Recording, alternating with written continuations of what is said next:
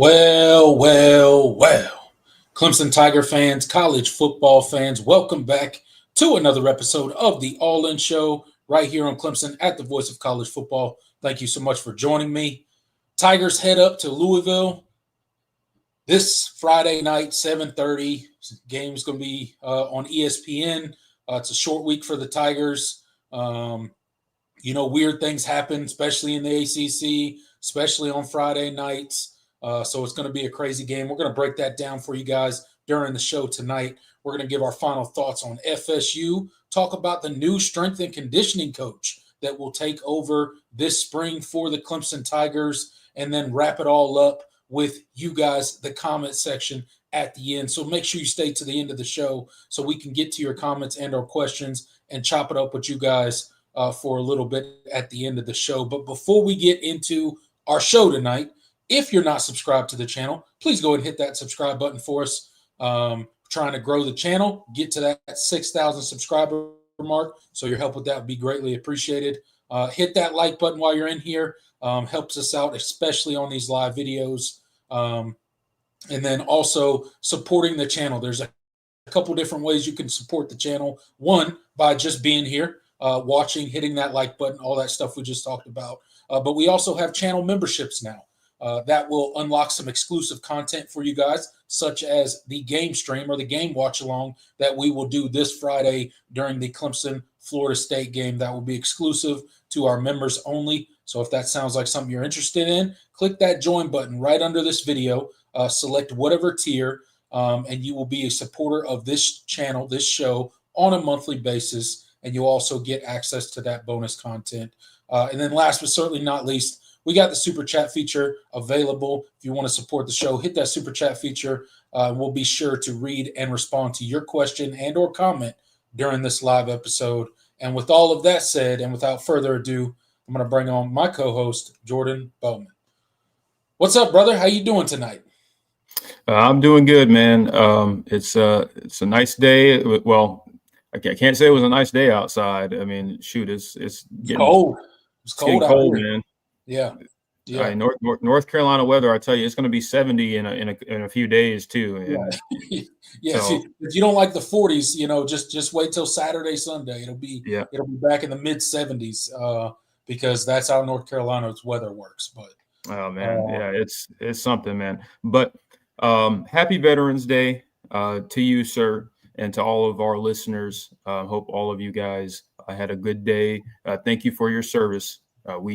We love our veterans over here at Clemson on the Voice of College Football Network. So we appreciate each and every one of you for making the ultimate sacrifice, and we can't thank you enough. Yeah, absolutely, man. I appreciate that. Happy Veterans Day to all the veterans out there. This country is the greatest in the world, in my opinion, and the veterans are a big part of that. And I take great pride in the privilege that I had to serve this country in the Army. And I know each and every veteran out there does as well. So I hope you guys got a free meal today, or at least had something special done for you, a text message, a handshake, whatever. If you haven't, here's ours to you. Thank you so much for your service. Thank you for what you do. And you guys are truly amazing. So shout out to all the veterans out there. But I had a good day. Got some good lunch, or some good dinner, I guess. Late lunch, early dinner, whatever it was. And then did some softball stuff with the kid, obviously. That was a lot of fun. So I had a great day, and looking forward to being here, chopping it up with you and talking a little bit of Clemson football. Absolutely, man. Basketball season is well underway, as you know. The men are currently taking care of business against Morehead State, who obviously getting a little bit of get back for that NIT loss a few years ago. The ladies weren't so fortunate, obviously falling to the rival, but I thought they played pretty well for a large stretch of that game. Kind of got away from them in the fourth quarter. But you can tell Coach Poppy is really building something. I mean, they look more talented than they've had in a while. They actually have some real ball players now. So things are looking up on the hardwood. We'll see kind of what happens when Clemson goes up to L&N Stadium over there in Louisville on Friday night, because that's going to be a doozy. That's a doozy. Friday night, late season Friday night ACC games with a team that's 4-5. I mean, what can go wrong? Yeah, man. Look, Friday nights are typically not friendly to the road team. Crazy things happen on Friday nights. Upsets happen on Friday nights. I'm not a huge fan of the Friday night games that the ACC does when my team's playing in it. I love the games when my team's not playing in it, because it's an opportunity to watch college football on a Friday night, and they're always really good games, and crazy stuff happens. But unfortunately, it's our turn this week, Jordan, and Clemson is going to be taking on Louisville this Friday night. A very good Louisville team, a team that is going to challenge Clemson in a lot of different ways, and we'll get into it as the show goes on. But yeah, it's going to be interesting to see what version of Clemson shows up, what version of Louisville shows up, because they've been a little up and down this year at times, and have not always put their best foot forward in every single game they've played, most notably this last game they played against Cal. Thank you. I was thinking Virginia, but I knew it wasn't Virginia. Against Cal, the overtime loss that we finished up watching together. That game was what a crazy ending it was. Bold move, ballsy move by Cal, and I respect it. And they got the job done. So, yeah, it's gonna be a fun show tonight. We got a lot to get into, a lot to talk about. Let's get to the comment section real quick. Give a shout out to all the people that have already dropped in here and got into the live chat. John Sarian, thank you so much for being in here first. One of our great OGs of the channel. He's a moderator. He also supports the channel on a monthly basis. So thank you so much for that. Thank you for your support. James Thompson, thank you for being in here. Arthur Moss, another one of our great channel supporters, supports the show on a monthly basis. That little symbol beside his name shows that. And again, I know I mentioned it at the top of the show, guys, but we will be doing a live game stream of the Louisville Clemson game this Friday. So if that's something you guys are interested in, make sure you join and become a channel member so that you have access to that video. Another one of our channel members in here, David Lowry, in here. Thank you so much for being in here and supporting the channel as well. Appreciate you guys. I hope I didn't miss anybody. But yeah, you guys are amazing. It's awesome that you guys show up each and every week. We really do appreciate it. Absolutely.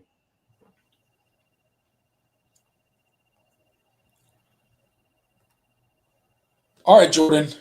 The season is not yet over, but Clemson, I guess, has officially announced his first offseason hire in the coaching staff, or the first offseason changing of the guard in the coaching staff, however you want to say it.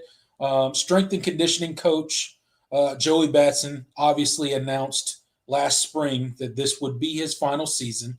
We knew it was a long time coming. He's unfortunately had some health issues as of late. He's been around Clemson for, I don't even know how long. He was at Clemson as the strength and conditioning coach before Dabo Swinney took over, and he's been the strength and conditioning coach for Dabo Swinney's entire tenure.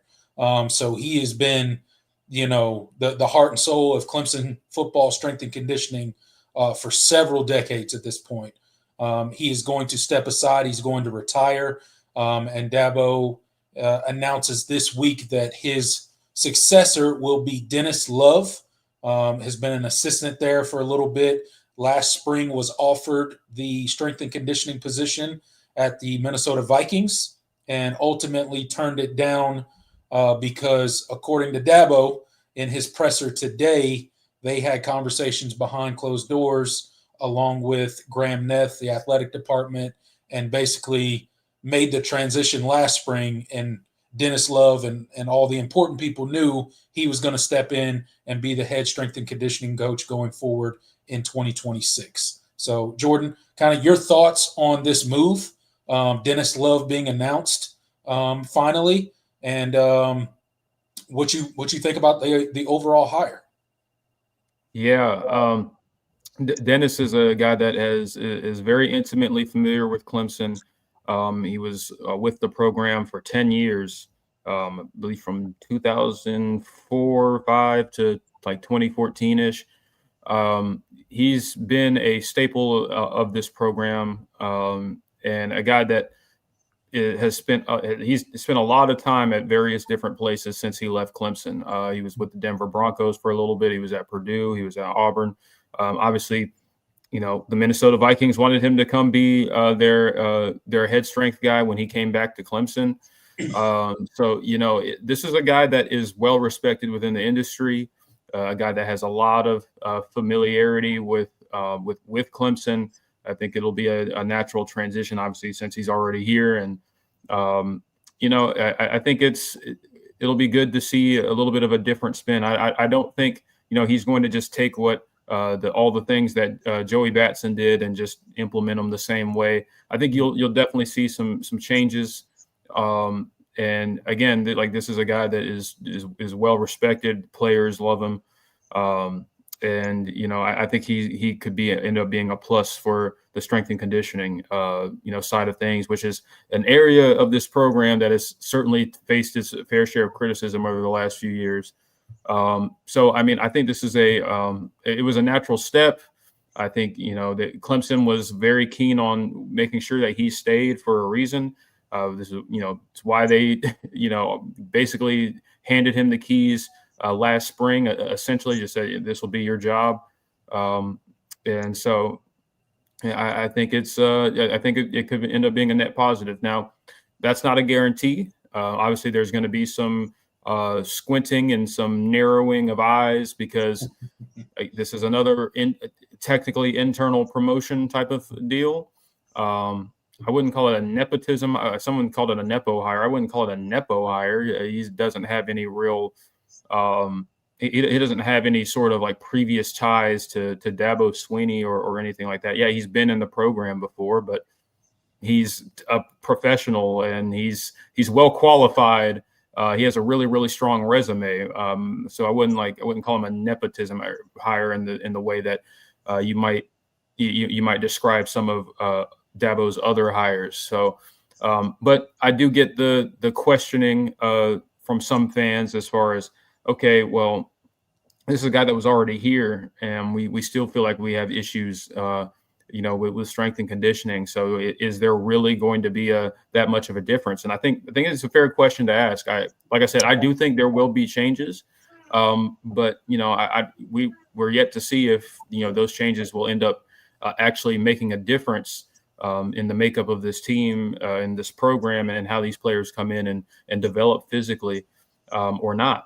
So, I think there's a lot of room for skepticism, but I personally am on the side of, I think this will be a net positive, getting a guy that definitely has a lot more years left in the tank to run this program, and he's a guy that is just going to be able to relate with the players and really that's one thing that I've been consistently told about him, is just that the players just vibe with him in a way that very few can, and I don't think people realize how important that is when being a strength and conditioning coach, because these guys, I don't think people realize, like, your strength coach, especially in college, like you see them more often than your than your position coaches and your coordinators, Right. pretty more often than not. I mean, like, these are the guys that are with you in the off season and, summer workouts. These are the guys that are constantly, keeping up with, how's your nutrition going? And they have other staff too, but how's your nutrition going? Are you, are you making weight? Are you consistently doing the things you need to do to make sure that you're like, and you have to know these players on a personal level in a way that really no other coach on the staff really has to. And so I think Dennis is a guy that certainly can do that. And he's a guy that has a lot of relatability with the players, and I think that's important in his role. So I think this could end up being a good thing for the program, and we could possibly see some improvements. I'm not gonna guarantee it's gonna happen overnight, but I think just a fresh perspective, a new face at running things as great as Joey Batson is, and as tenured as he is. I think it was certainly time for a change, and it's unfortunate that health was what forced the change, and I hope all of that works itself out for him, because Joey Batson is a phenomenal human being, and a great coach himself. So it's bittersweet, but I do think for the program, going forward, it could stand to benefit from having a new face running things. Yeah, absolutely, Jordan. We've talked about this, going back all the way to spring of this season, and how important this was going to be for Clemson. And it's really an underrated position. Not a lot of fans don't talk about it. The media doesn't talk about it. Like, strength and conditioning coach is not really this glamorous out in the front as far as media and fans go kind of position. But really, much like you described it, it's probably, if not one of the most pivotal coaches and coaching hires that you can have for your program. And I think that's very true when it comes to the Clemson Tigers as we transition to spring here soon and into the 2026, prepping for the 2026 season. And I think Dennis Love is going to be a big part of that, right? You kind of laid it out there. That's the coach that spends the most time of any coach on your staff with your players. And he's in charge of so many things. You talk about his work with the nutritionist, with the body composition guys, the workout plans. He's literally the guy that instills both mental and physical toughness for your entire football team. This is the single guy that is at the head of what makes that work, right? Of course, he's got a lot of assistants and a lot of, he works with the nutrition staff and all this stuff. But that's the guy that sets the tone. That's the guy that lays out the philosophy for how mentally and physically tough your team is going to be, right? And I think that's been a part of the Clemson program that has been lacking in recent years. And I don't mean that as a shot to Joey Batson at all.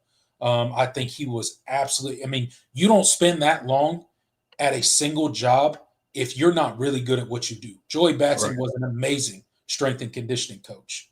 But there comes a natural point in time where it's kind of run its course, right? And I think it did with Joey Batson. And, to your point, unfortunately, he had some health issues.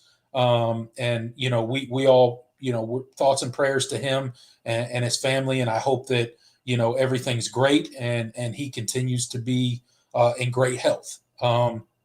But I do think this is an important transition for the Clemson program. And Dennis Love is a guy that's obviously been sought out. Most recently by the NFL, the Minnesota Vikings wanted him as their head strength and conditioning coach. So that means he knows something. That means that he's probably pretty good at his job if an NFL franchise comes calling and wanting you to be their head guy for strength and conditioning, right? So I understand, much like you, Clemson fans being somewhat disappointed that it was an internal hire, that it was a promote from within situation for Clemson. But this guy's been around. He's got a great resume. And although he's been under Joey Batson and learned a lot from him, I'm sure, he's also a completely different person with his own personality, with his own philosophies, with his own ways that he's going to implement the things that he thinks is necessary to take this program to the next level. And I'm not going to sit here and pretend like I got a list of 10 strength and conditioning coaches that I wanted Clemson to go get, right? Like let's not sit here and be like, we just know all these great strength and conditioning coaches throughout the country, and I really wish Clemson would have went and got this guy, right? This guy's resume, I think, speaks for itself. I think the job he was offered just last spring speaks for itself, and I hope that he is going to implement some new things that kind of take Clemson to the next level, both physical toughness, mental toughness, and just staying a little bit more healthy than we have been in probably the last 4 or 5 seasons, right? So I'm excited for the change. Shout out to Joey Batson. Thank him so much for what he did for Clemson. He was a part of a lot of high highs at Clemson, and a big part of it.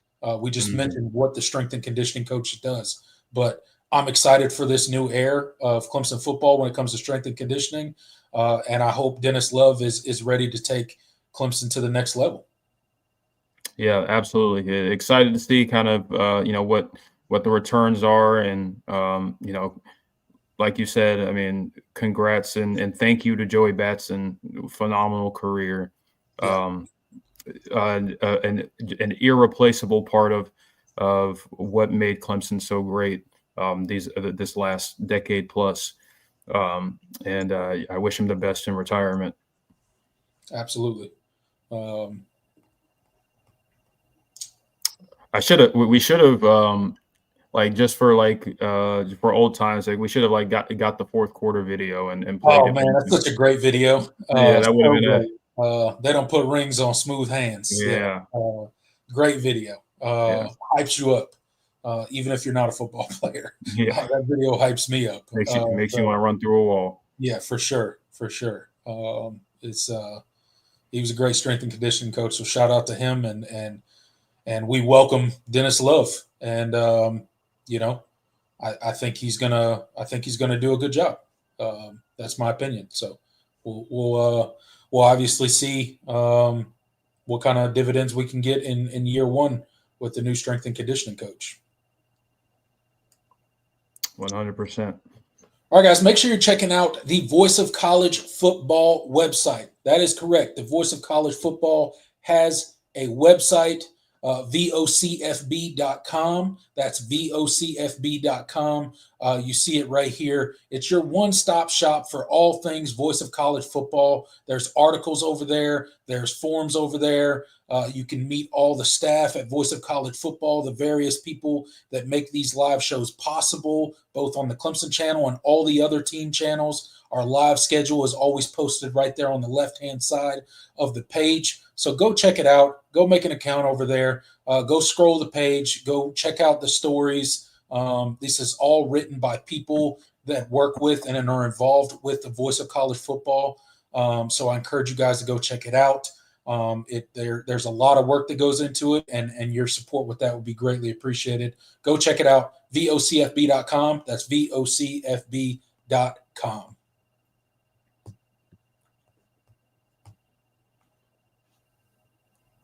Just this past Saturday, Clemson finally beat a Power 4 opponent at home in the Valley for the first time in over a calendar year. You have to go all the way back to last season when they beat Virginia at home in order to get the last one. It's been a tough season for the Clemson Tigers, Jordan. It has not gone at all how we thought it was going to go. But this past Saturday, Clemson gets it done against one of their rivals in the conference, Florida State, at home. It was a night game. The crowd was crazy. The environment was amazing. The kind of fog setting in the fourth quarter. Clemson's defense makes a final stand, gets an interception, and Clemson walks it off.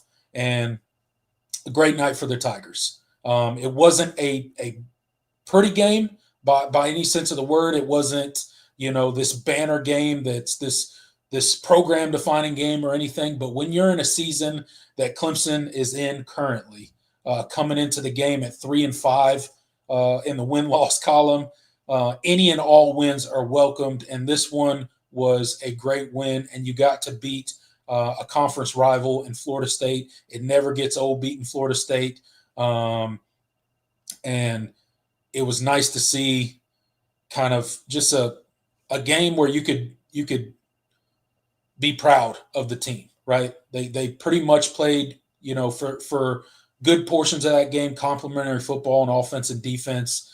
The defense did much better than they did a week ago. The offense got it done when they needed to get it done. You would have liked to see them close it out a little bit better in that fourth quarter. But again, enough to get the job done, and a much-needed win for the Tigers. If they did not win this game, Jordan, they would have gone an entire season without beating a Power 4 team at home. An entire football season. They also would have lost their fifth home game of the season, which would be the most maybe ever. I don't know. Yep. So they avoided a lot of disastrous stats, if you will, by winning this game against Florida State. And a Florida State team that, they're not having the season that they wanted to, certainly not the season that we all thought they were going to have after week one, after, blowing Alabama off the field physically. But your thoughts on the Florida State game, as we've had a couple days to digest it, go back and watch some pieces of it. Your kind of thoughts on Clemson's performance in that game and what the win meant. Yeah, I mean, I think I'll start with just, the game was an improvement in a lot of respects. I felt like the team came out fired up to play. I was very, very proud of I was proud of the fan atmosphere. The fans absolutely showed up. It was a great environment, night game environment, for a team that was 3-5 heading into that football game. I mean, it really shows that, hey, listen, this fan base is resilient. They get a lot of, they've gotten a lot of flack from some people over the last couple of years, but listen, this fan base is still extremely passionate. They love this football team. They love this football program. And I thought they did a really good job showing out and making it an intimidating environment for Florida State. As far as the game goes, I think you did what you had to do. It was not, like you said, it wasn't pretty. Certainly there were opportunities left on the table. There were things I wish they would have done a little bit differently. And you benefited from Florida State kind of shooting itself in the foot in some respects. But listen, sometimes that's all you need to do. I think that was evident. I think Clemson was more than willing to let Florida State kind of win the game for them and make their own mistakes, and they capitalized. And listen, I would not trust the Clemson team to do that in previous weeks. So. Listen, I think they came to play. I thought the defense really settled in. They had an opportunity to give up a couple of big plays throughout the game, but largely they were very, very strong. Thomas Castellanos was, he was erratic. They forced a lot of inerrant throws. Obviously anytime you finish with 6 sacks, you had a really good day getting in the backfield. I thought they did that at a really, really nice level. I thought they did a good job containing the run. Florida State really did not get much on the ground. I think they just over 4 yards per carry.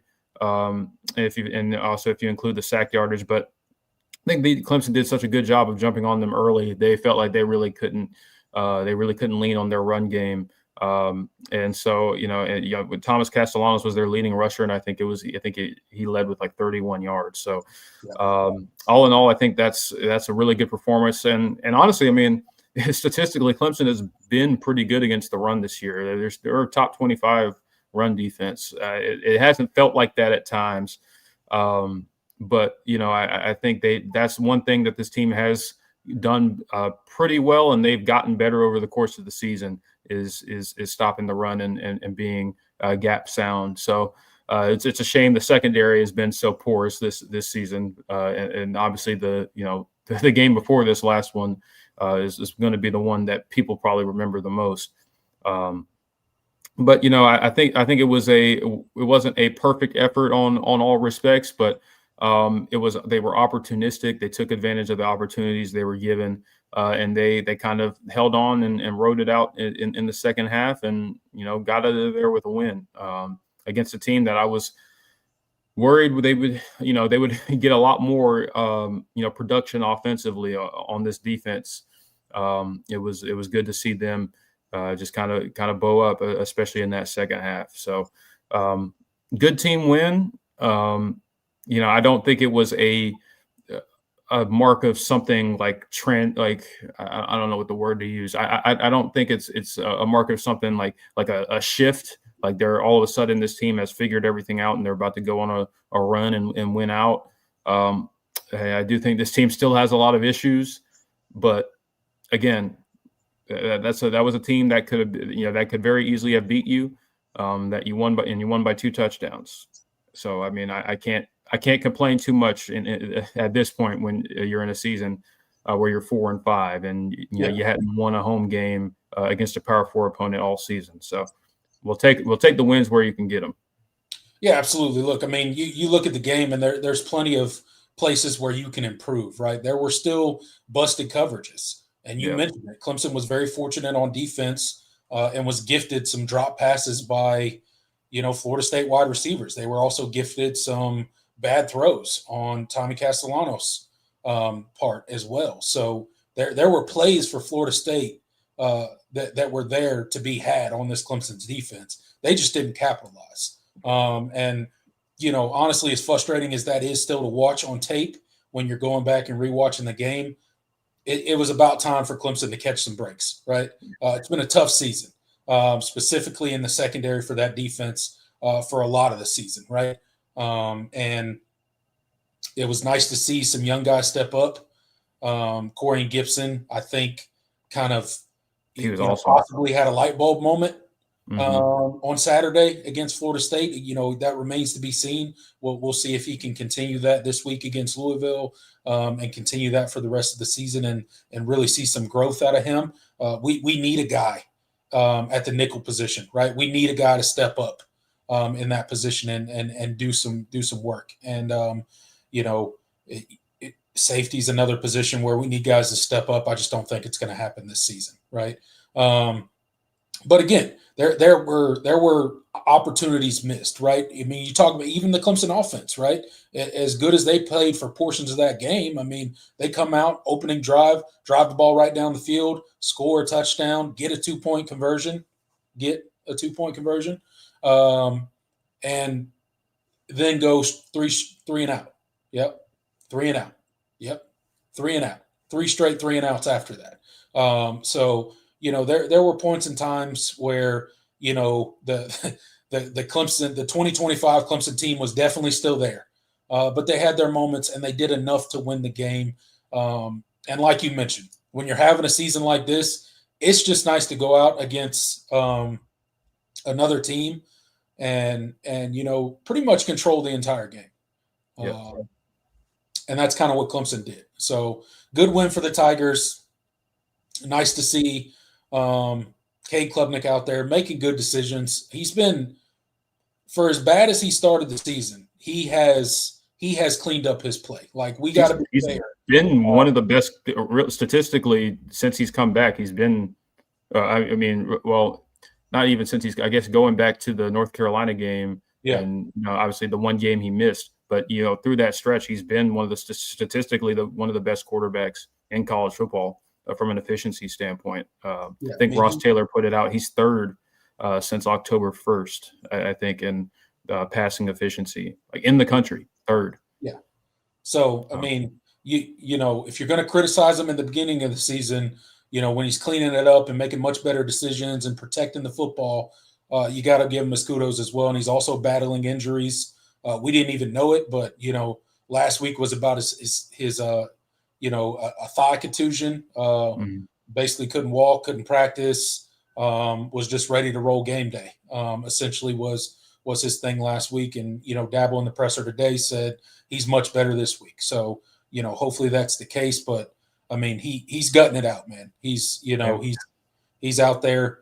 He's giving it all he's got, and you got to respect that. And he's making good decisions. He's taking care of the football, and that was good to see on Saturday. I wasn't sure if he was going to be able to escape some pressure, but he certainly did. I mean, I don't know how he keeps doing it, but he's out there gutting it out, and it's nice to see some of the young guys coming along. Gideon Davison looking really good. So overall, I think a really good win for the Tigers, and a win that Clemson needed. You needed to do that in your stadium. It was your last opportunity in a night game in the Valley. The fans showed up. They brought the energy. And thankfully, this team finally rewarded the fans with a win at home and something that they could really be happy about walking away from the stadium Saturday night. Yeah, absolutely. Cade hit the 10,000-yard the career yard mark in that game. He's the fourth Clemson quarterback to do that ever. So congrats to him. I think he's maybe a couple hundred yards away from passing Trevor Lawrence, which is kind of crazy to think about. But yeah, statistically, Cade has a chance to finish out here pretty strong. And, it's his overall career has not played out the way that maybe we had all hoped. And obviously his last season has not gone the way we all hoped. But he still has a chance to leave his mark in the Clemson record books. So I think that that's a cool thing for him individually. And my last thing on the defense, I'll say this: I think obviously they played better on Saturday than they did against Duke. And there were coverage busts. But I think the difference was, I guess, in this one is that I didn't feel like those coverage busts were unearned by Florida State. Like they schemed up some good. They schemed up good. Like that's one thing Gus Malzahn is always going to do. He knows how to scheme up some shot plays, man. I mean, it's sometimes a little gimmicky. Sometimes there's some trickeration and some eye candy. But I still don't like that. But I can swallow that. That's a pill I can swallow more than. You're playing Tampa 2 and your safety just doesn't get over the top. Like what? Like just flat out not playing the zone. He's like those things are infuriating and should never happen. Coverage busts off of because a team tricked you. That happens sometimes. Yeah. I can live with those. And luckily they didn't bite you in that game. But I mean, and I think too. We also knew going into this game. Playing a Gus Malzahn offense, like you knew he was going to get the better of this defense schematically sometimes. Like he was going to confuse these players and there were going to be open shots, right? That's kind of what he does. So I don't think that was all too surprising. And luckily it never really hurt us. So we got the luck of the draw on Saturday. Yeah, absolutely. And listen, this is a team that statistically has been pretty unlucky. So like you said, it was about time they got some breaks. I mean, both of these teams this year, when you look at like the advanced analytics, both probably they have two of the lowest wins below expected, two of the highest amount of losses below expected in all of college football. So this was about who would mess up the least in this game, and obviously Clemson was the team that made the fewest mistakes. And so you win. I mean, sometimes that's all you need to do to win football games like these. Absolutely. Sometimes all you need is a little bit of luck, and it was certainly Clemson's night for the ball to bounce their way. So we will take it. It was a win in the Valley. It was a night game. Like I said, great environment. Shout out to the fans that were there. And we'll take a win any way we can get it in 2025. That's for sure. Oh yeah. All right, guys, the holidays are coming up. I know you guys know it. And I wanted to point out that, yes, the Voice of College Football Clemson channel has our very own merch.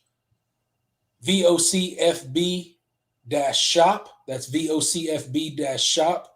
Get that Tiger fan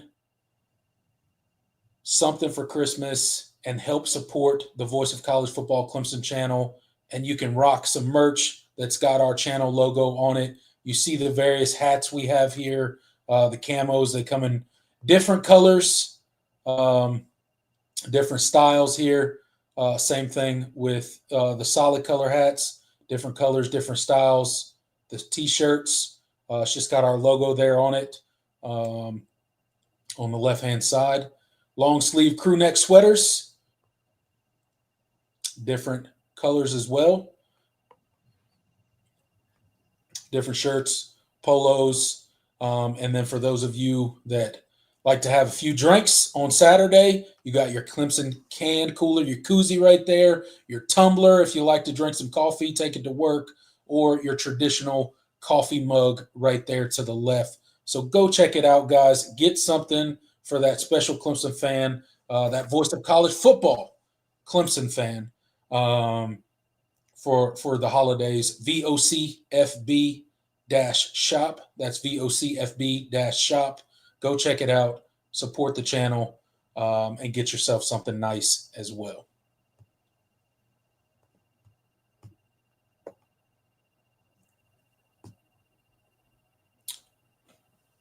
Friday night, 7:30, Clemson will travel up to Louisville to take on the Cardinals, the birds with teeth, whatever you want to call them.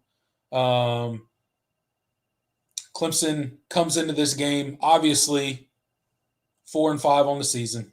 Louisville, much better. They're 7-2 on the season, right? They got a much better record. And this is going to be a tough game for the Tigers, Jordan. This is going to be a tall task. Jeff Brom is a heck of a football coach. He's a great offensive mind. And let's not forget last year, Louisville traveled down to Death Valley and put it on the Tigers, embarrassed them in their own stadium, blew them off the field, dominated them, both on the scoreboard and physically within the game. It was not close from jump. They're going to look to repeat that in their home stadium this Friday night, 7:30 kickoff. Jordan, your thoughts on this Louisville game? How you feeling heading into it? What do you think our Tigers are walking into on Friday night? Yeah, this Louisville team is they're interesting in a lot of ways. This is a team that I think is pretty talented. Watching the film, I think they have quite a few number of future NFL players on it. This is a testament to what Jeff Brom is as a coach, as an evaluator. But I think they have a team that complements itself well. I don't think they're super elite, but I think they're just a good football team. They're extremely well coached. That defense, I think, honestly, has been the strength of this team this year. I think the offense has kind of taken a step back in some ways. Miller Moss certainly has not played up to maybe what a lot of people hoped, and now he's potentially dealing with an injury. Isaac Brown is likely not playing in this game at running back, which is obviously a major plus for the Tigers' chances. If you guys remember what he did to this Clemson defense last year, you're thanking your lucky stars. Obviously, you don't want anybody to be injured, but it's Clemson is catching a break this Friday night, not facing him. Watching them against Cal, I felt like it felt like they really should have won the football game, but it felt like they kind of got in their own way at times. It was kind of strange to watch, but it's Louisville. No matter who the coach is, and no matter how good of a season they have, it always seems like they're due for a game like that. And I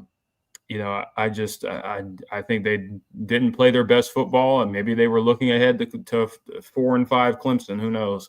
But I still think this is a very good football team, a team that can absolutely beat you, and a team that, could absolutely, make things difficult like they did last season.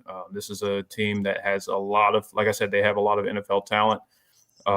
And I think, you're facing a really tough challenge, going up there to Louisville. It's an underrated environment in the ACC. That stadium and that fan base, they do pack it out, and they will pack it out for Clemson, even with even being 4-5. That will be a pretty raucous atmosphere. So, kind of weathering that storm is going to be key for this team as they go on the road. And honestly, luckily for you, Clemson has been a better road team than home team for some reason this season. So, maybe that's a positive heading into this football game.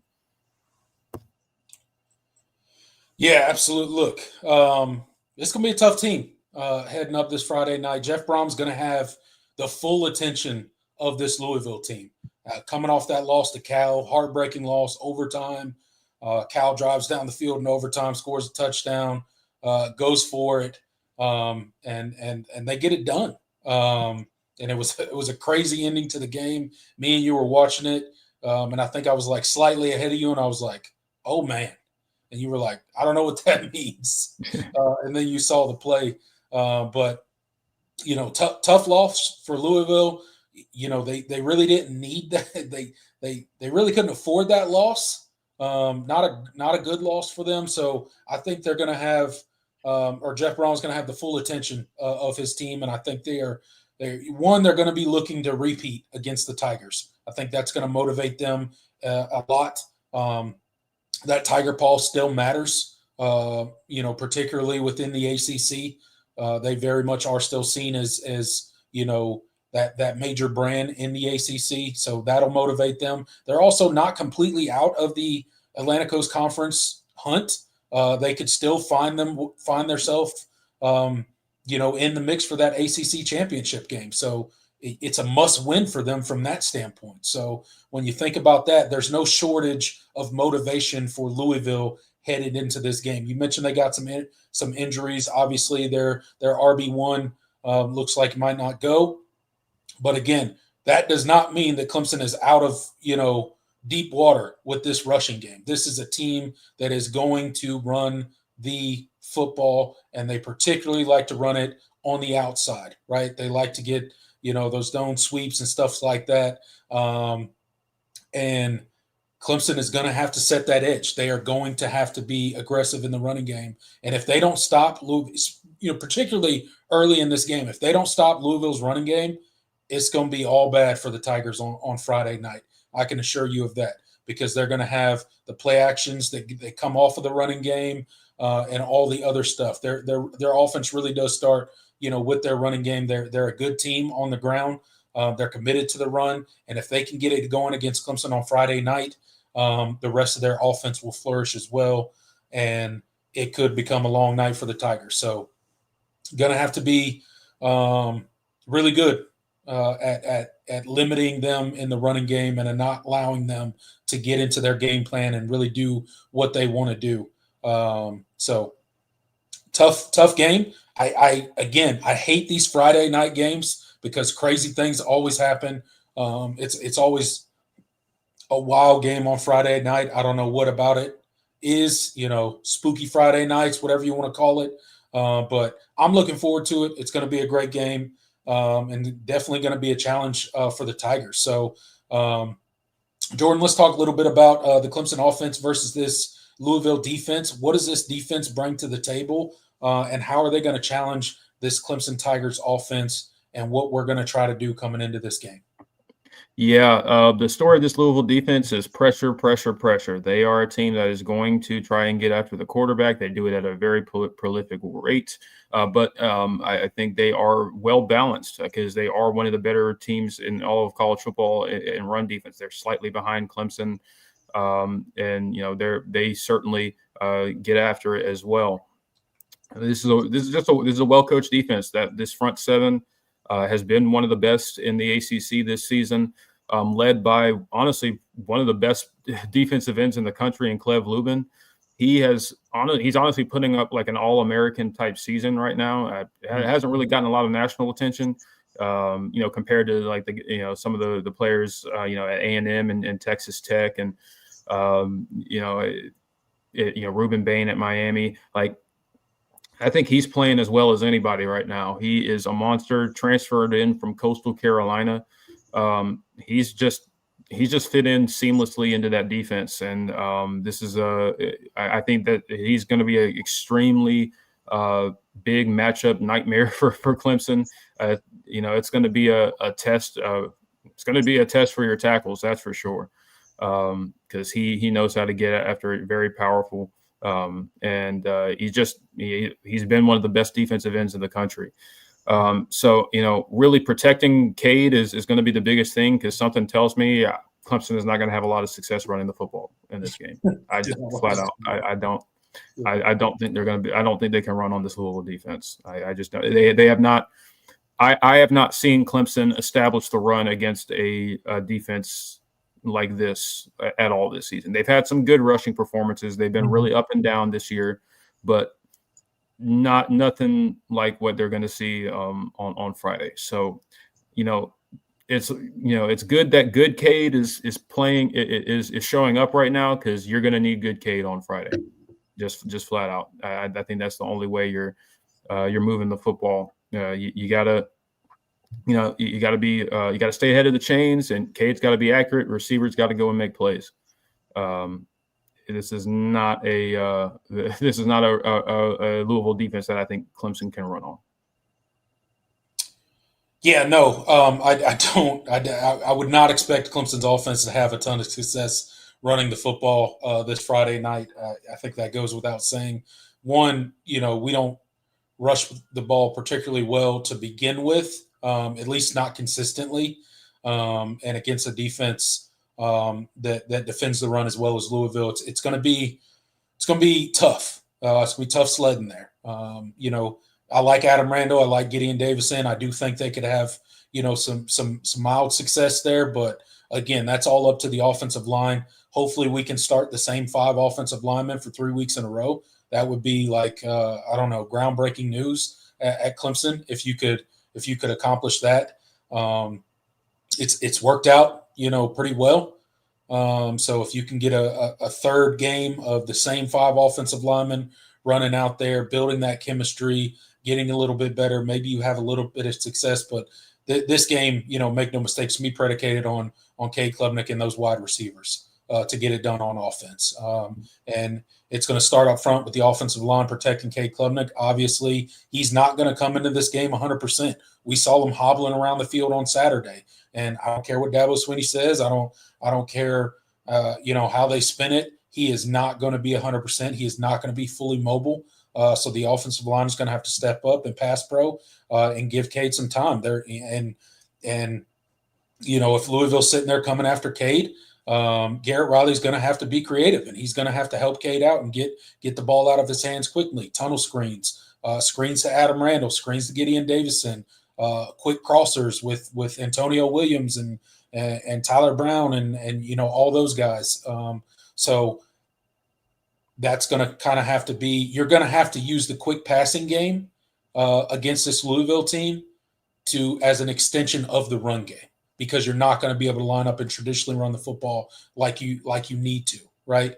But in order to keep them honest, the quick passing game could substitute a lot of those traditional runs if you do it correctly, right? And then you can set up some shots down the field as well to TJ Moore, Tristan Smith, and those guys as well. So, Garrett Riley's going to have to come in here with a good plan and really execute it at a high level. And we're going to see. We're going to see if Cade Klubnik can stand in that pocket, make the right decisions, read this defense, and put Clemson in a position to win the game. But it's going to be a tough battle. Now, switching gears over to the defensive side of the ball for Clemson and Louisville offensively. Jordan, what can we expect from this Louisville offense? You mentioned the injuries and some of the challenges that they're going to have coming into the game. But what can we expect from this Louisville offense, and how does this Clemson defense stand up against them? We have not had the greatest of success on the back end, obviously.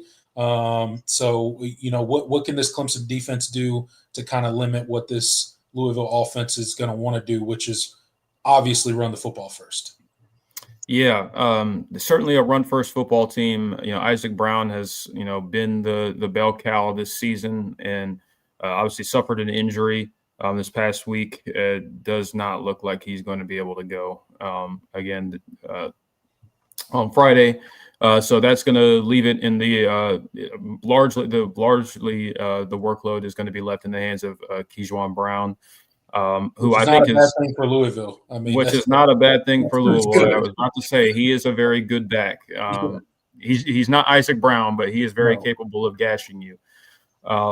Averaging just under 7 yards a carry on the season, which is so that's slightly worse than Isaac Brown's 8 yards per carry. So listen, that's one thing that Louisville has just, for some reason, they just find backs out of nowhere. And keep in mind, they still have Duke Watson on the team. And, he's kind of been supplanted as good as he was last season. Tells you how good of a running back room this team has.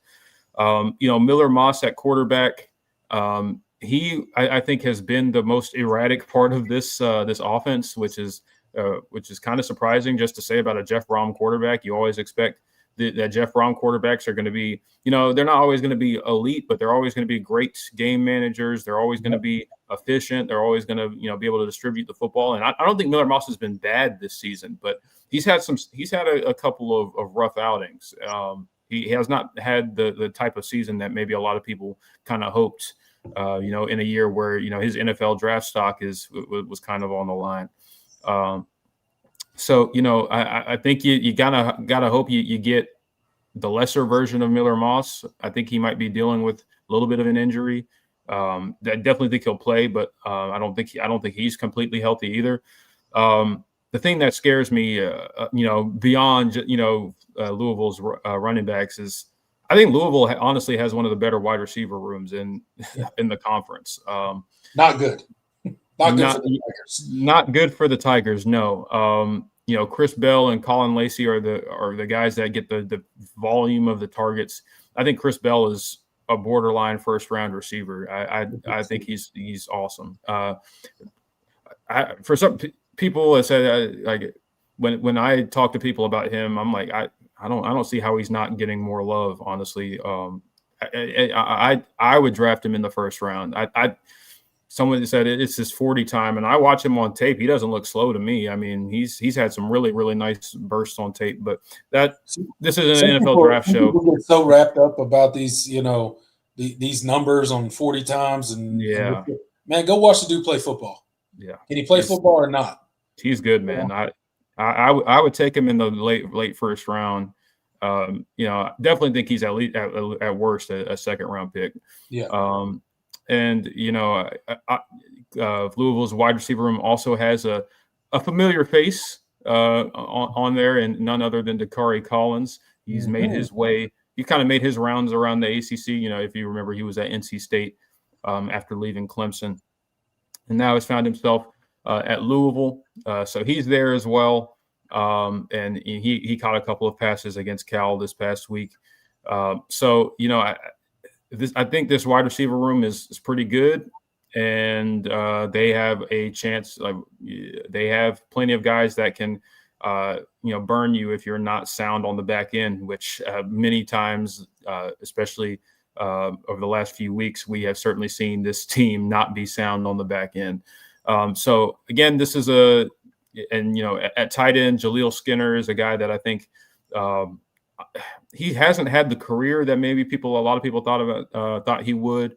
Those of you that follow recruiting, that name probably sounds familiar. He was previously at Miami, really big profile tight end recruit. Has not quite had the career that a lot of people expected, but I still think he's a talented football player. With Louisville and with Jeff Brom, always expect his offenses to have something, pull something out the hat, something you haven't seen this season. I think they're going to have a game plan for Clemson, and they're going to do a lot of things that they probably haven't shown on tape, and you have to be prepared for it. You have to weather the storm because I mean, I don't see any way Louisville doesn't hit some big plays on this defense just based off of what we've seen this year. They will use their tight ends, unlike Clemson. Yeah, they will use their tight ends. Yes. Best believe they will do that. Yes. But yeah, this offense, and they've been explosive this year too. They got quite a few explosive plays this year. So again, I know they're going to be missing RB1, and make no mistake, that affects them. Like it's a big loss for Louisville if he's not able to go, and even if he is, he's probably not going to be 100% or even close to that. But they got guys to roll in behind him. You mentioned Brown and Watson behind him. They can fill that role. I think very easily. Not that he's not a big loss, but I don't think it will affect them. Maybe in the way that Clemson fans hope it will affect them. I think they will still be able to get the job done on the ground, and they're certainly going to try to do that. And you mentioned their wide receivers, Bell and Lacey.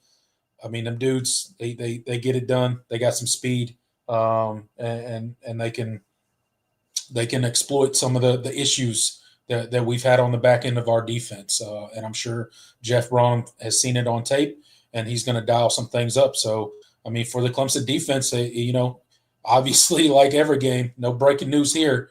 It starts up front, right? You're going to have to get after the quarterback. You're going to have to be disciplined in your rushing lanes. You're going to have to limit and set the edge so that they can't get outside and get on that edge, which is exactly what they want to do and break those big runs that they like to break. That's what they want to do, and that's what you have to prevent if you're Clemson, right?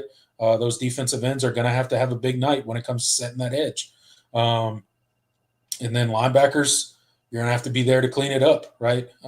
So, it's going to be a tough task for the defense, a defense that has not played great this season.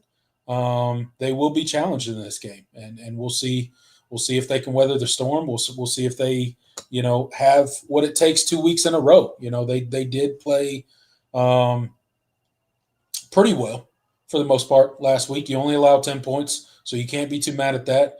I don't think there's a world where they hold Louisville to that kind of score total. But again, we will see. Yeah, absolutely. Over under, how many cut blocks do we expect to see this go around? The defensive line better. I mean, I don't know what you do. They always talk about prehab at Clemson instead of rehab. They better start prehabbing them knees on the defensive line. I can tell you that, because them getting cut on the back end, and them running backs, cutting back. I'm trying to tell you, it's going to happen. These defensive linemen are going to have some sore knees come Sunday morning, because they will be cut a lot in this game. A lot. That's just kind of what Louisville does. And part of it is, to help in the running game. And then part of it is to slow down the pass rush as well, because you get cut a few good times, Jordan. You know this. The defensive line starts slowing down a little bit. They don't quite rush with the aggressiveness that they normally would, because they're worried about their knees being cut from under them. So it's really going to be a challenge for Clemson, and they're going to have to play with the right technique so that they don't get cut as effectively as Louisville is going to try. Yeah, absolutely. It's going to be a test, man. Louisville's not going to play like they did against Cal against you. No, they're not. Honestly, for Clemson heading into this game, them losing to Cal was probably the worst thing that could have happened for you. You would have preferred, just as a Clemson fan, you would have preferred Cal to not convert that in overtime and beat Louisville, because now they're going to be, extremely focused and extremely motivated. Not that they weren't already, because of who you are in Clemson, and they want to beat you, and they're competing to get to the ACC championship game. But they're going to be, I think that's going to be ramped up a level this week because of the loss last week. not only the loss, but how they lost in kind of heartbreaking fashion there in overtime. So not great that they dropped the game right before they play you. Not great, in my opinion, that it's on a Friday night. And not great because of some of the matchups in this game for the Clemson Tigers. So, Jordan, with that said, score prediction time for the Clemson-Louisville game this Friday night, 7:30 p.m. kickoff. We will be live streaming it on the members-only portion of the channel. So it's time to give our score prediction, Jordan. What are you thinking about the Clemson-Louisville game this Friday night? Who you got, and what's the score? Oh, let me remind you, Louisville is now, I think, let me confirm. Louisville is now a 2.5-point favorite. They were 3.5, I think.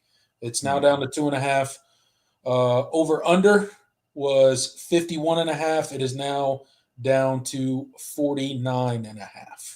So that's where we currently sit according to ESPN.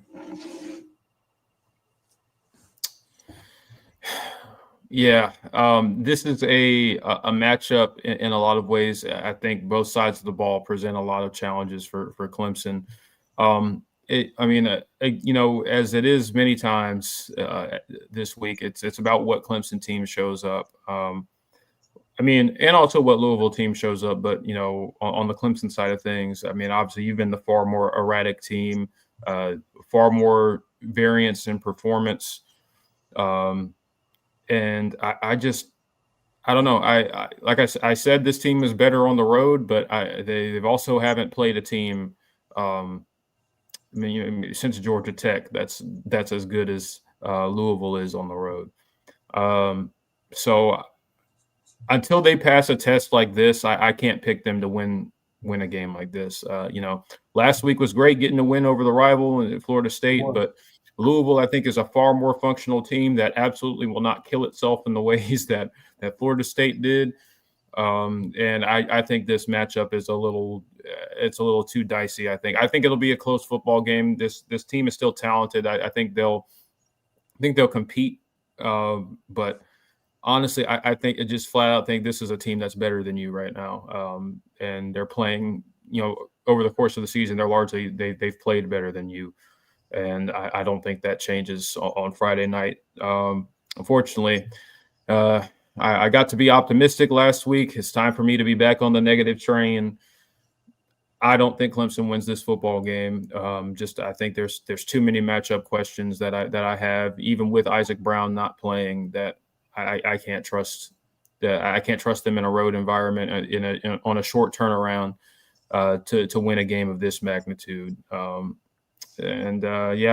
think Louisville wins the game. I think it's going to be defensive. I don't think there's going to be a ton of points in this football game, but I think it'll be tight. I think Louisville wins 24, Clemson 20. We'll go with that. I think it's going to be a close football game, but I think Louisville's just the better team. Yeah. You said 24-20? Yeah, Louisville. Yeah, there's a lot of things in this matchup that's not really geared towards success for the Tigers, right? I think what I anticipate our lack of ability to run the football on Friday night, I think that's going to be a problem for the offense, and I think they're going to struggle to move the ball at times. I think they're going to have way too many 3-and-outs. Defensively, can you limit their run game? I know Clemson's been, you mentioned the stats, they've been pretty good, but this is a team that's going to challenge you in a way that you haven't been challenged in quite some time running the football. And they got guys that can roll in there, even with their RB1 out. They got guys that can roll in there. They'll do a lot off of play action, the backside cuts, and all the stuff that they're going to do to you up front.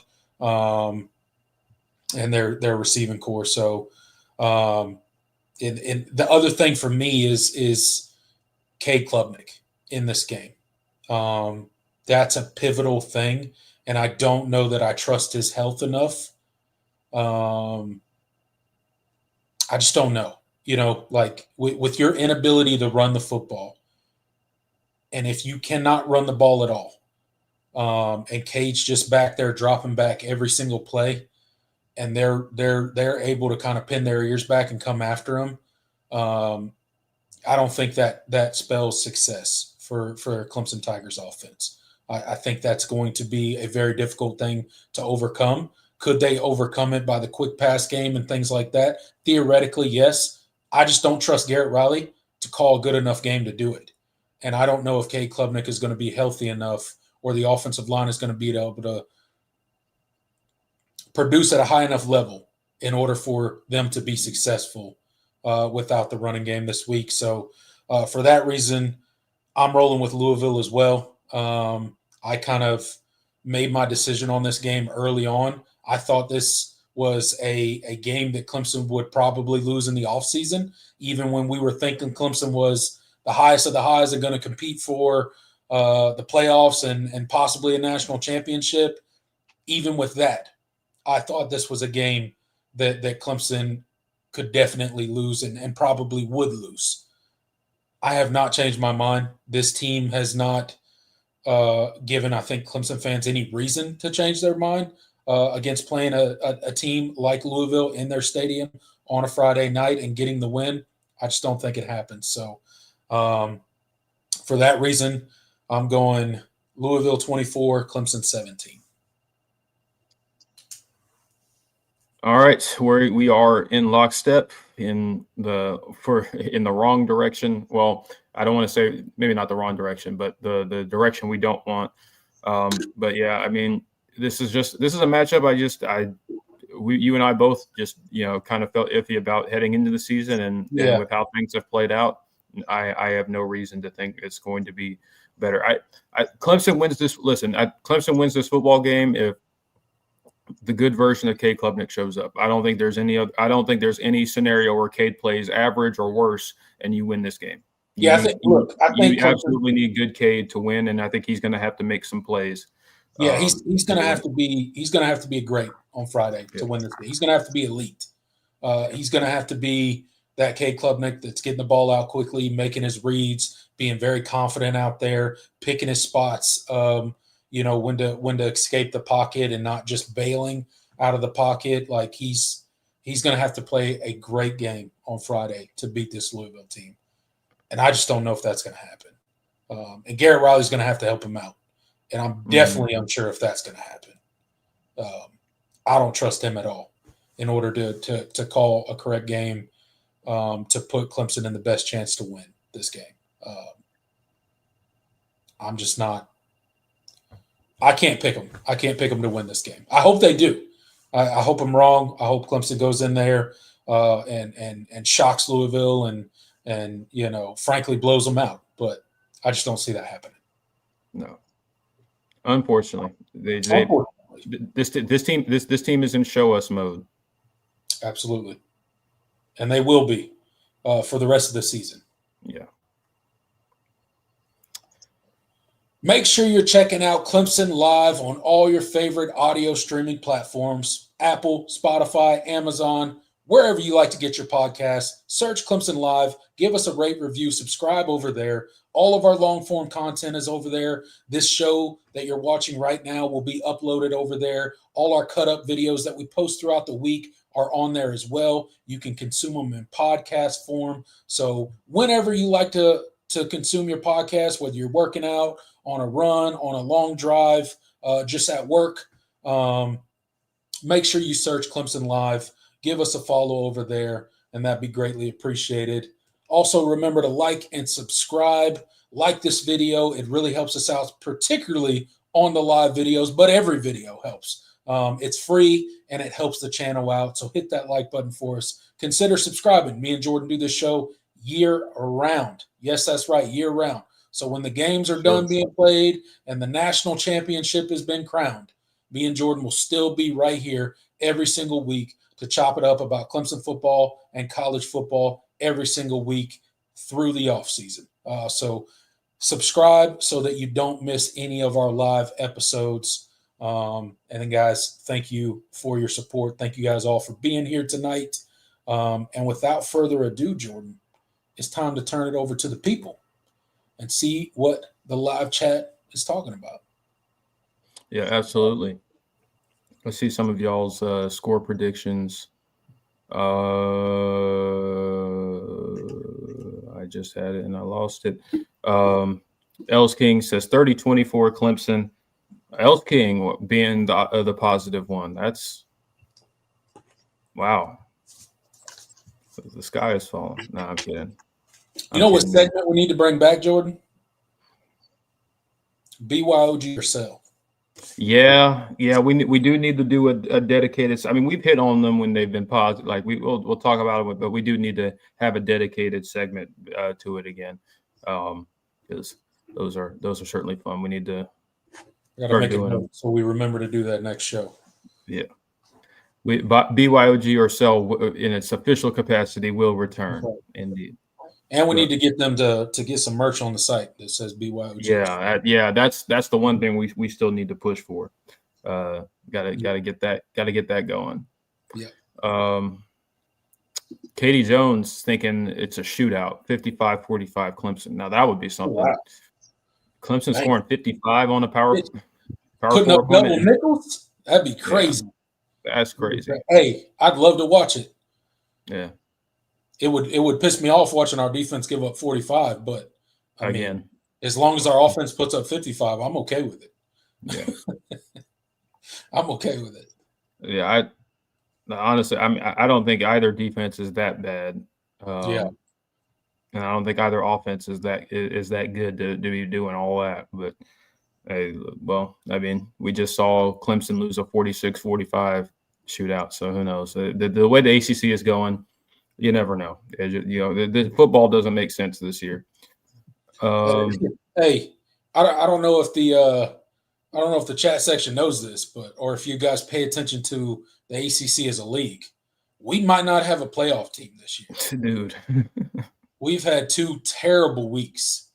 Every time we got some teams at or towards the top with a chance, we're just cannibalizing ourselves and losing games that they shouldn't be losing. 2 weeks in a row now have been extremely detrimental for the ACC as far as postseason goes. Not that I care much about the ACC. I'm not like a conference guy by any means. But it would be, that would be really bad to be one of 4 Power 4 conferences and to get left out of the playoffs. But it's possible. It's very possible. It could happen. Yeah, and that's crazy.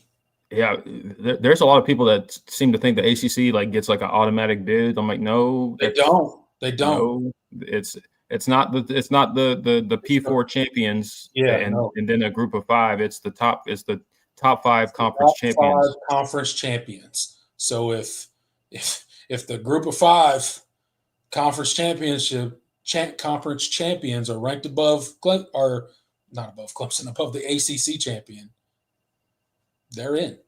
They're in. So it doesn't matter. It can be there. There's no designation or distinction between Power 4 and G5 in the selection criteria. It's just the 5 highest ranked conference champions, regardless of conference. And so if you have two G5 conference champions that are higher ranked than the ACC champion, and then the ACC champion is not getting in. You ain't getting in. You ain't getting in. Man, talk about the low of the low right there. Yeah, I mean, dude, there is a realistic possibility that you have SMU and Duke in the ACC championship, 2 teams that were horrendous in the non-conference. Duke has 4 losses. SMU has. Do they have 4 too, or do they have 3? I'll look it up for you real quick. Yeah, either way, like especially in that scenario, you probably don't get either one of them in. Yeah, that's the reality you're possibly facing right now. I mean, Duke just lost to UConn this past weekend, so I mean, yeah, if the college football playoff rankings tonight, especially, were any indication, that reflects that possibility as well. The selection committee does not have any sort of respect for the ACC. And these last 2 weeks have kind of I mean, kind why of should they? validated. Why should Yeah. they? We do it to ourselves. Mm-hmm. They got 3 losses on the season. 3 losses. Okay, yeah, that's what I thought. Baylor, TCU, and Wake Forest. How do you lose that? Mm-hmm. John says if BC can. I know why they lost to Wake Forest, because they played Clemson the week before. That's why they lost to Wake Forest. Mm-hmm.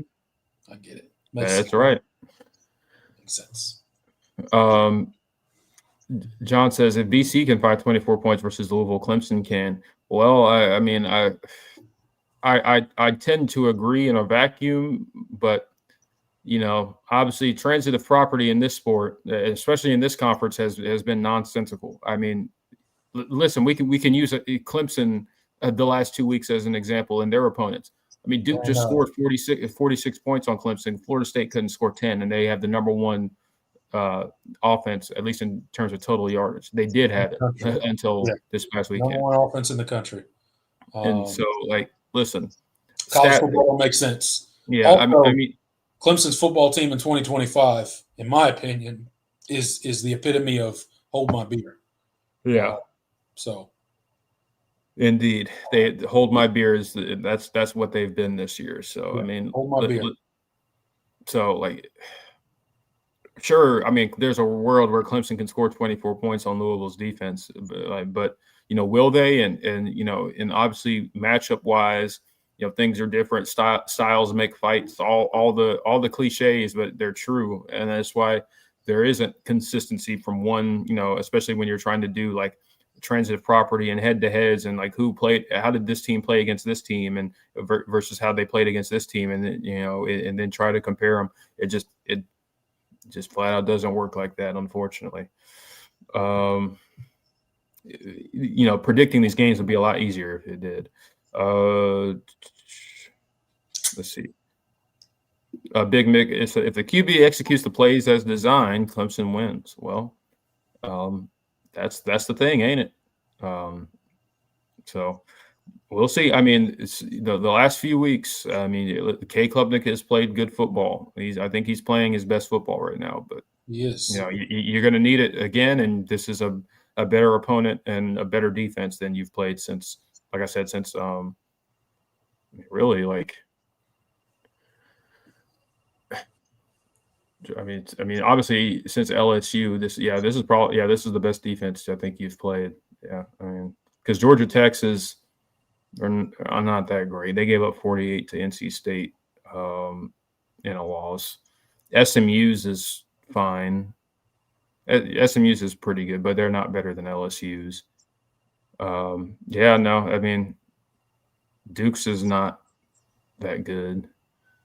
Syracuse certainly wasn't that good. This is the best defense you've played since LSU by far, actually, by a lot. So you're gonna, like I said, you're gonna need good Cade. You're gonna need, I'm not gonna say quite Texas Cade, but you'll need him to be that. He's gonna have to make some plays in this game. Yep.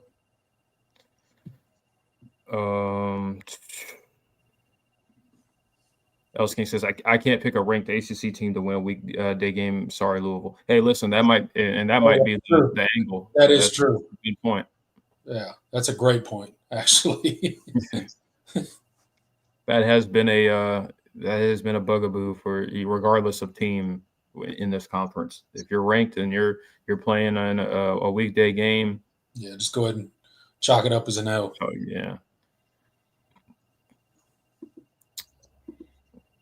John, I think Allen has to do whatever it takes to stop the run. Moss is not a great quarterback, and we've already faced the 2 ACC passing leaders. Yeah, absolutely. I mean, I think stopping the run first and foremost. I mean, and that's what the identity of this defense has tried to be, at least this season. And they have been fairly successful against the run this year. The raw numbers bear that out. The advanced statistics bear that out. This Clemson's defense has been pretty solid against the run, for what it's worth. So you gotta lean on that. And guys on the back end, you gotta play your assignment. It's just playing assignment football.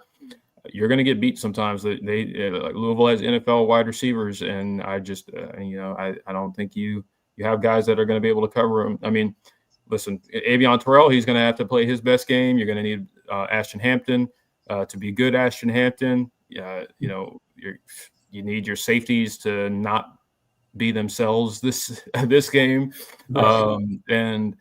You need some of the younger guys in the depth chart. I mean, Corian Gibson, he's certainly earned more playing time, but this is going to be a step up. And I think they faced a Florida State wide receiver core that played uncharacteristically poor, and now you're at but I don't expect that from Louisville. I think you're gonna get the good version of those guys. So. It's going to be a considerable step up in test and just being on the road, especially.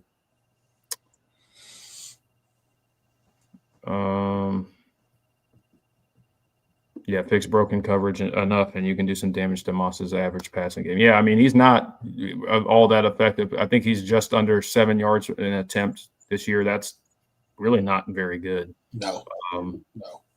Yeah.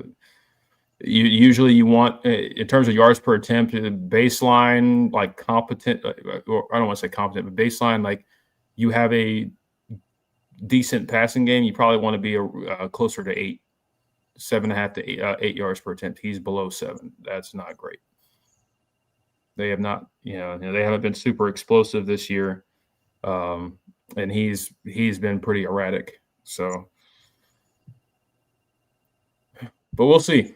We'll see. Knowing this team's like, this is the game Miller Moss that NFL scouts drooling over, shows up, and Louisville just blows the top off you. David says this offseason we'll have to a lot to talk about with the coaching changes. Yes, indeed. Yes, we will. Yeah, we will be all over it when those come around. Y'all stay tuned for that. There's going to be, I think, quite a bit of news this offseason for the Tigers. Absolutely. Both coaching changes and transfer portal. So we'll be here to cover it all. Yes, we will. We'll be all over it. John says, thank you for reminding me, because I did actually star that one. John with a BYOG or sell, he says tight ends will be more involved Friday in passing than in any game so far. About 80 total snaps for tight ends versus FSU, just 4 passes.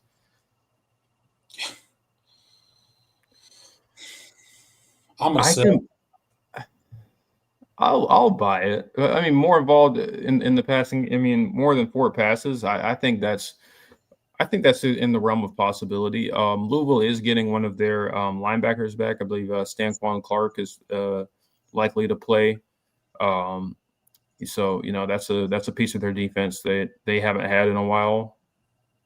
Maybe, but who knows? Maybe he's not 100%. Maybe you get some favorable matchups. I don't know. I just don't trust Garrett Riley to use the tight ends. Yeah, no, I get that part of it. I mean, there's been some games where they've been used well, but for the most part, they have not been used for large portions of the season. Yeah.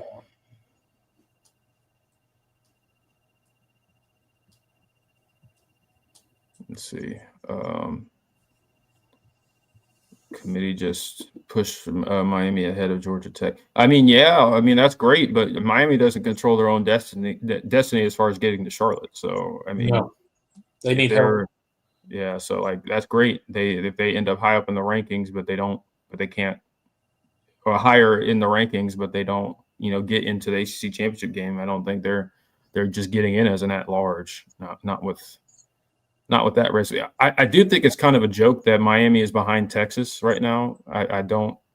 I mean, listen. I mean, Texas. One of Texas's losses is to Florida, and Miami absolutely crushed Florida. A Florida team that still had their head coach. Yeah. Well, but I mean, I guess both.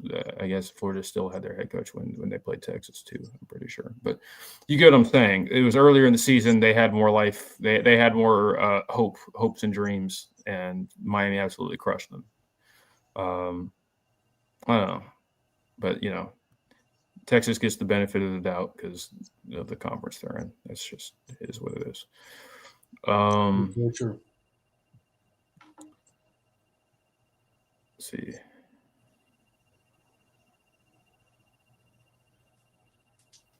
Let's try to get some.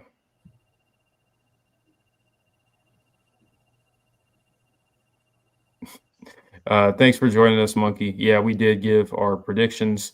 You can go back when the stream's over and listen to our thoughts and our analysis on it. You might not like everything we have to say about it, but well, it looks like John already spoiled it for you. But yeah. Let's see. K. Jones. Didn't Andrew Booth get in a fight at Louisville 1 year? Yeah, that was his freshman year. I remember he had to.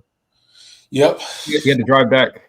He didn't get to fly back with the team. He had to fly with the team. Bus. Yeah. Yeah. Yeah. Andrew certainly he had his maturity issues when he got here, but he ended up quite all right. Yeah, he ended up being great. Yeah. So something say. Clemson used to recruit those types of kids, and so it doesn't always work out, but I mean, you certainly don't shrink your talent pool by, being overly selective. And well, I mean, and I guess it's easy to say because Andrew Booth was like a 5-star recruit, but you get what I'm saying. Yeah. Or borderline 5. I know he was a top one. He was like a top 100 kid if he wasn't 5-star. I honestly can't remember. He was up there in the rankings though.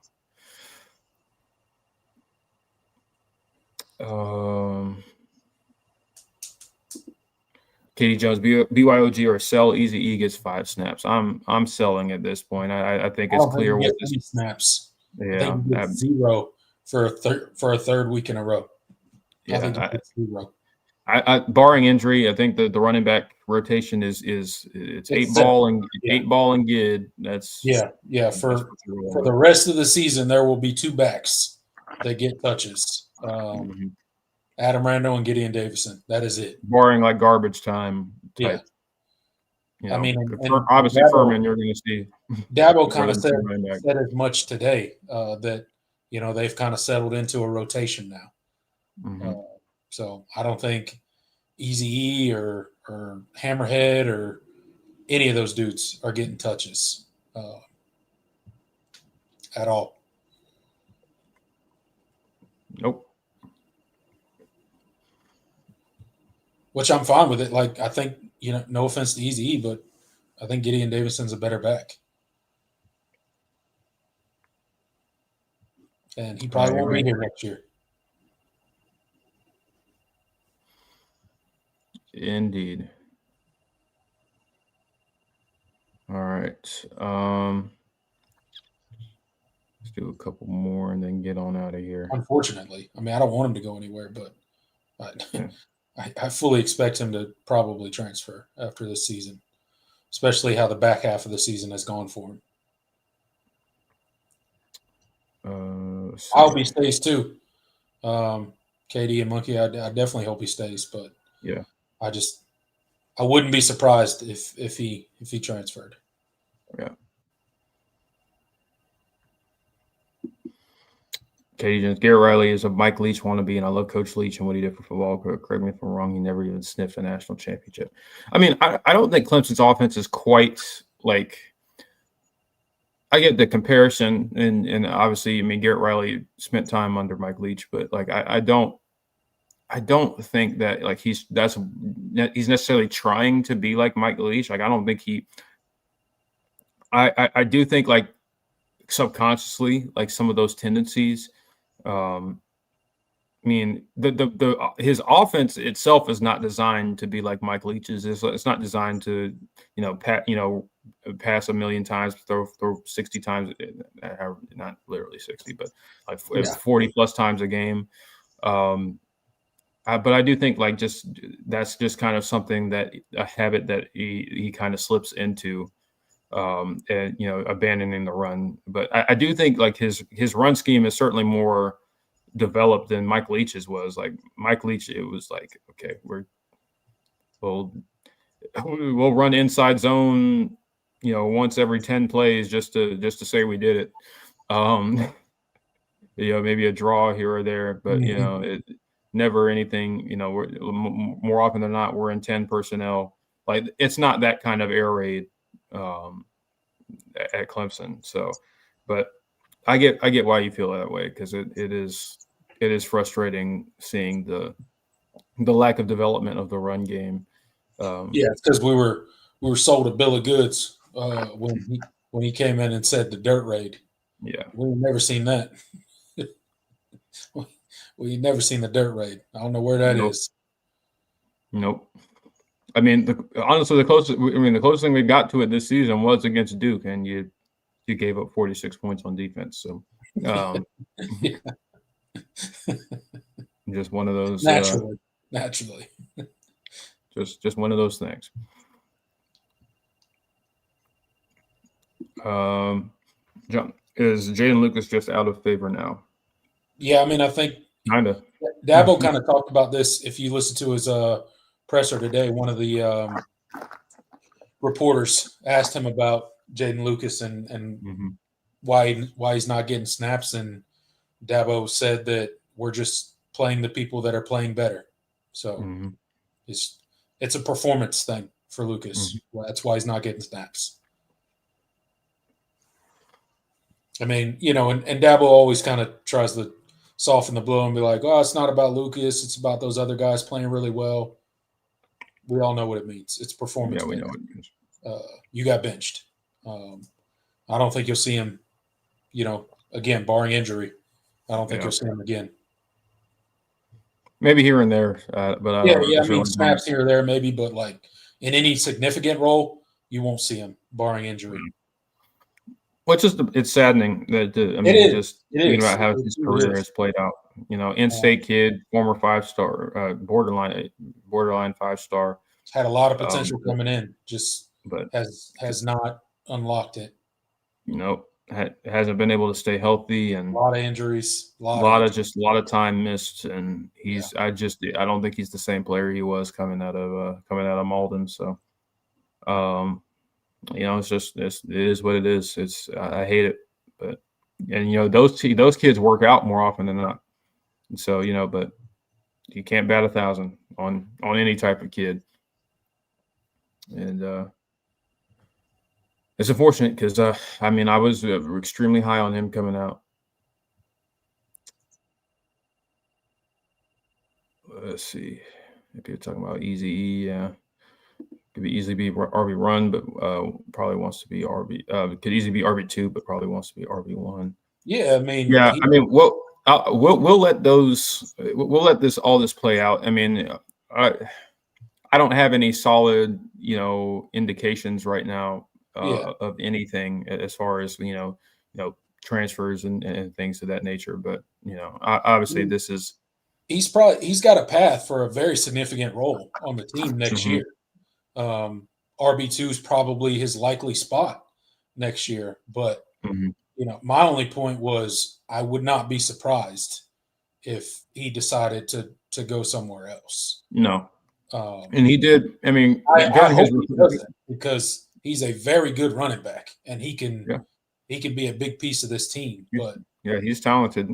It's just, some guys, and I don't know him personally. I don't know how he feels. I don't know what he thinks of how his season has gone. I'm sure he's frustrated. I mean, every competitor wants to be out there playing, but yeah, I hope he sticks around. But in this world of college football, it's tough to keep guys in house, especially if they're not playing, and they're very talented, which he is both.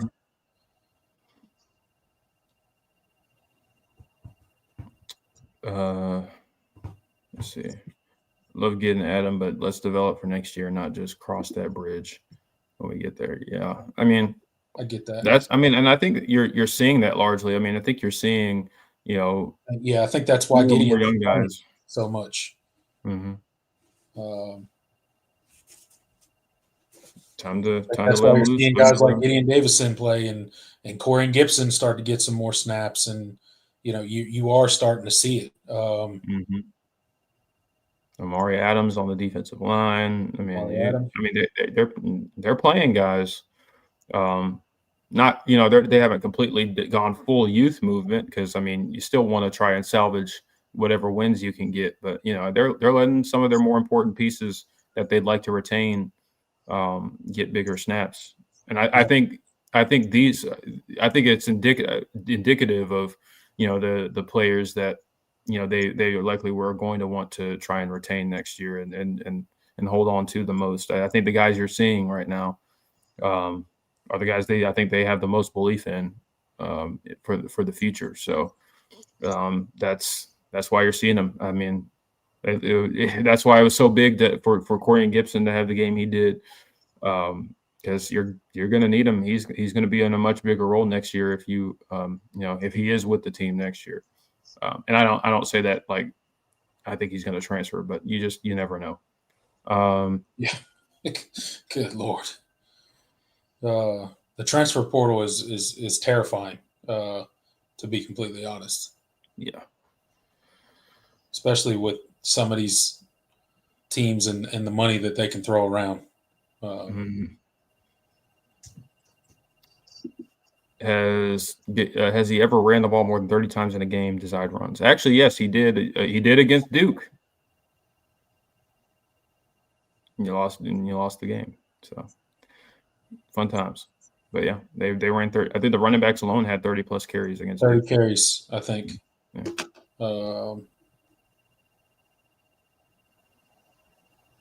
But no, not very often. Yeah. He does not. He does not. That's not his go-to. There's not another game off the top of my head that I know of. I'd say you could probably count on one hand in his offensive play calling career where he's run traditional runs 30 plus times a game. 30 plus times. I mean, trying to think of like great Clemson rushing performances over the last 3 seasons. You ran I want to say you ran the ball well against North Carolina his first season. That might have been a Will Shipley and Notre Dame. Notre Dame. Yeah, that one comes to mind. Yeah, Phil Moffitt had 30 carries. Like had like 30 carries by himself in that game. Yeah. Like I said, you could probably count him on one hand how many times he's done it. That's certainly not his go-to. Yeah, those are the only two. Those might be the only 2 games right there. How many? I seem to remember Georgia Tech 20 that season 2 being a big rushing performance, but I can't say that for certain.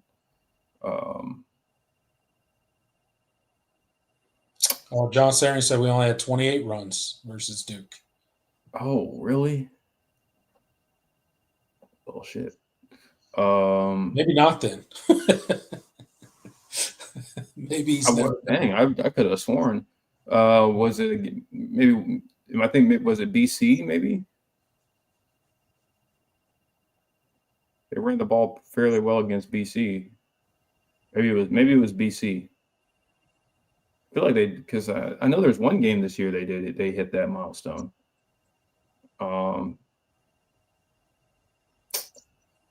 It might have been BC, but regardless, yeah, it hasn't happened very often. Last season, NC State, you ran the ball pretty well.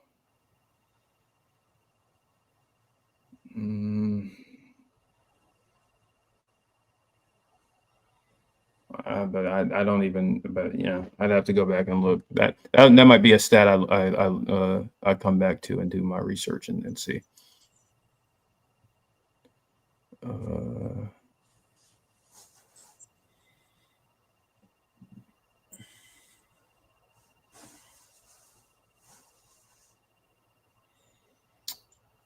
All right. Wet Sox, he says, I think we'll get a good version of the Clemson offense, but I think the safeties will be I still think the safeties will be lost 38-31 Louisville. Yeah, I could see that. That wouldn't be a huge surprise. No, it would not. It would not, unfortunately. Safety is a problem. Yes, it is. Yes, it is. And I definitely think you'll see some. You'll see that be addressed. I think. For portal, here we come.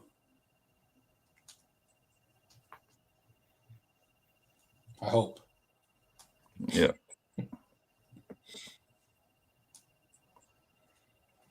But man, even thinking like Notre Dame in 2023, that was because you were so injured. Like you had so many injuries on the front, at wide receiver. Like you had no choice but to run the football. Yeah, we went into that game thought we were going to get murdered too. Yeah, good times. They went back to like the zone run game, and just lined up and out physicaled Notre Dame for an entire game. Yeah, that was a big win. Phil Maffa had himself a game. The defense, Aiden Swanson had the game of his life punting. He did. Still don't know what he channeled to have that type of game, because he was never that good again. I don't know. The stars aligned for him in that game. Yeah, he was incredible, man. I remember Jeremiah Trotter Jr. having a pick six in that football game. I remember DeMonte Capehart absolutely murdering Notre Dame center. Yeah. Fun game. It was a good game. Cade barely threw for 100 yards in that game. Yeah. Yeah, that was a season for sure. Man, I missed that. I missed that team. That's so sad. It's really sad. I don't miss that version of Cade, but I miss not having 5 losses. So even that team managed not to do that. So, yes, God. All right, I think that's going to do it for us. Just having just going a trip down memory lane, and by memory lane I mean like 2 years ago. So, thank you guys so much for those of you that are still listening to us. Almost 2 hours in. We of course are going to do our live game watch along for the Louisville game on Friday night. So those of you that are interested and not already a member of the channel, feel free to do that to get access to that. It's a fun time. You get to hang out with us and watch our live reactions. Watch us be fans for a little bit. So, and of course we interact with you guys, and it's a good time as John and David and Arthur, they can all attest. Shout out Adam as well. He's not in here tonight, but he was there on the show last Saturday. So y'all feel free to do that if that's something that interests you. Once again, thank you guys for tuning in. We will of course do the live watch along show, and then after the game we will go public live for the post-game show. Probably be late, but we do it for y'all. So back-to-back night games. That's the joy of back-to-back night games. You always do the post-game show super duper late, but make sure to tune into that as well. Absolutely. Thank you guys all for being here. Hit that like button on the way out if you haven't already. Subscribe. Hope you guys have a great rest of your Veterans Day. Thank you to all the veterans out there. And we will see you on Friday. Y'all have a good week and go Tigers. Later, y'all.